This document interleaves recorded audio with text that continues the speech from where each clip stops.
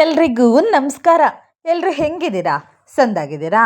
ಇವತ್ತು ನಾನು ಅದೆಂಥದ್ದು ಅಂತಾರಲ್ಲ, ರಿಚ್ ಪ್ರೋಟೀನ್ ಫುಡ್ ಅಂತ, ಅದನ್ನು ಒಂದು 2 ನಿಮಿಷದಲ್ಲಿ ತೋರಿಸ್ತೀನಿ. ಬೇಗ ಬೇಗ ವಿಡಿಯೋ ನೋಡ್ಕೊಳ್ರಿ.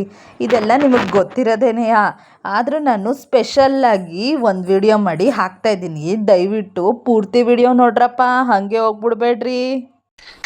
ನಿಮ್ಮ ಅಪ್ಪ ಅಮ್ಮ ನಿನ್ನದು ಏನು ಅಂತ ಹುಟ್ಟಿಸ್ಬಿಟ್ರು. ಆಮೇಲೆ ಏನು ಮಾಡ್ತೀನಿ ಅಂತ ಹೇಳ್ತೀನಿ ಬನ್ನಿರಿ.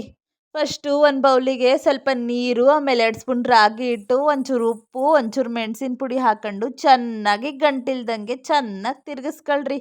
ಹೆಂಗಿರಬೇಕು ಅಂದರೆ ಒಂಚೂರು ಗಂಟೇ ಇರಬಾರ್ದು. ಇದು ನಿಮಗೆ ಗೊತ್ತು, ಇನ್ನೇನಿಲ್ಲ, ರಾಗಿ ಗಂಜಿ. ಆಮೇಲೆ ಒಂದು ಸ್ಟವ್ ಮೇಲೆ ಇಟ್ಕೊಂಡು ಚೆನ್ನಾಗಿ ತಿರುಗಿಸ್ಕೊಳ್ಳಿ. ಅದು ಗಟ್ಟಿಯಾಗೋವರೆಗೂ ಚೆನ್ನಾಗಿ ತಿರುಗಿಸ್ಕೊಂಡು ನೋಡಿ, ಈ ಥರ ಬಂದಮೇಲೆ ಒಂದು 5 ನಿಮಿಷ ಬೇಯಕ್ಕೆ ಬಿಡಿ. ಅಷ್ಟರಲ್ಲಿ ಈ ಕಡೆ ಸಲಾಡ್ ಮಾಡ್ಕೊಂಬಿಡೋಣ ಬನ್ನಿ.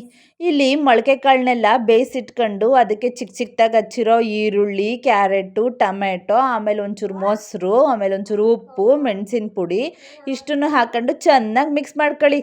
ಇಷ್ಟೇನಯ್ಯ ಸಲಾಡು? ಇಷ್ಟು ಮಾಡ್ಕೊಳಕ್ಕೆ ಬರಲ್ವೇ ನಿಮಗೆ? ಆಮೇಲೆ ರಾಗಿ ಗಂಜಿ ಚೆನ್ನಾಗಿ ಬೆಂದಮೇಲೆ ಅದನ್ನೊಂದು ಬೌಲಿಗೆ ನೀಟಾಗಿ ಹಾಕೊಂಬಿಟ್ಟು, ಆಮೇಲೆ ಬರೀ ರಾಗಿ ಗಂಜಿ ತಿಂದರೆ ಚೆನ್ನಾಗಿದ್ದದೆ. ಆಮೇಲೆ ಒಂದು ಸ್ವಲ್ಪ ಈರುಳ್ಳಿ ಹಾಕ್ಕೊಂಡು ಒಂಚೂರು ಮೊಸರು ಉದಿಸ್ಕೊಂಡು ತಿನ್ನಿ.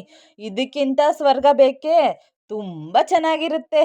ನೀವು ಕೂಡ ನೋಡೋದೆಲ್ಲ ಮಾಡ್ಕೊಂಡು ತಿನ್ನಿ.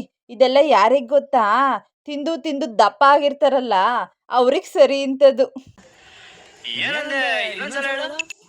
ಅಯ್ಯೋ, ನಾನು ಹೇಳಿದ್ದು ದಪ್ಪ ಆಗಿರೋರು ಸಣ್ಣ ಆಗೋಕ್ಕೆ ಇದನ್ನು ತಿಂತಾರೆ ಅಂತ. ಸಣ್ಣ ಆಗಿರೋರು ತಿನ್ಬೋದು, ತುಂಬ ಆರೋಗ್ಯವಾಗಿರುತ್ತೆ. ನಾನು ಹಂಗೆ ಹೇಳ್ದೆ ಅಂತ ಆಮೇಲೆ ತಪ್ಪು ತಿಳ್ಕೊಂಬಿಡ್ಬೇಡ್ರಪ್ಪೋ. ನೋಡ್ರಿ, ಈಗ ಎಲ್ಲನೂ ರೆಡಿ ಆಗೋಯ್ತು. ನೀವು ಕೂಡ ನಿಮ್ಮ ಮನೇಲಿ ಮಾಡ್ಕೊಂಡು ತಿಂದು ಬೇಗ ಬೇಗ ಸಣ್ಣ ಆಗ್ರಿ. ಆಮೇಲೆ ಈ ವಿಡಿಯೋ ಇಷ್ಟ ಆಗಿದ್ರೆ ಲೈಕ್ ಮಾಡಿರಿ, ಶೇರ್ ಮಾಡಿರಿ, ಕಮೆಂಟ್ ಮಾಡಿ, ಸಬ್ಸ್ಕ್ರೈಬ್ ಮಾಡ್ಕೊಳ್ರಿ. ಆಮೇಲೆ ನನ್ನ ಮೇಲೆ ಸಿಟ್ಟಿಗೆ ಹಾಗೆ ಹೋಗ್ಬಿಡ್ಬೇಡ್ರಿ. ನಾನು ಮಾಡೋದೆಲ್ಲ ತಮಾಷೆಗಾಗಿ. ಯಾರ್ಯಾರು ಡಯಟ್ ಮಾಡ್ತಿದ್ದೀರಾ ನೋಡ್ರಿ, ಅವ್ರಿಗೆ ಈ ಥರ ಮಾಡಿಕೊಟ್ರೆ ತೃಪ್ತಿಯಾಗಿ ಹೊಟ್ಟೆ ತುಂಬ ಊಟ ಮಾಡ್ತಾರೆ. ನೀವು ಕೂಡ ನಿಮ್ಮ ಮನೇಲಿ ಮಾಡಿಕೊಡಿ ಅಷ್ಟೇ.